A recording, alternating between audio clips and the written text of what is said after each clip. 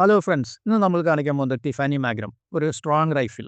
സാധാരണ തോക്കിനേക്കാൾ ഒരു ആഭരണം പോലെയാണ് അതിൻ്റെ ഡിസൈൻ. സ്മിത്തും വെസൻസും പ്രശസ്തമായ ആഭരണ നിർമ്മാതാക്കളായ ടിഫാനി ആൻഡ് കമ്പനിയും കൂടി പഴയകാലത്ത് ഉണ്ടാക്കിയതാണ്. 100 വർഷം ഏകദേശം പഴക്കമുണ്ട് ഈ ഡിസൈന്. ഈ ഡിസൈനിൻ്റെ ഇത് ടിഫാനി കമ്പനിയുടെ ആഭരണ നിർമ്മാണത്തോട് സാദൃശ്യമുണ്ട്.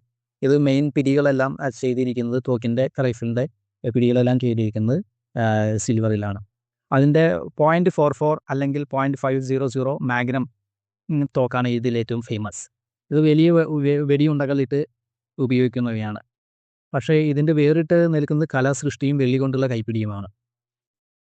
നമ്മുടെ ഷോക്കേസിലും മറ്റും പ്രദർശിപ്പിക്കാൻ പറ്റിയ ഏറ്റവും ഒന്നാം തരത്തിലുള്ള ഒരു സംഭവമാണിത്.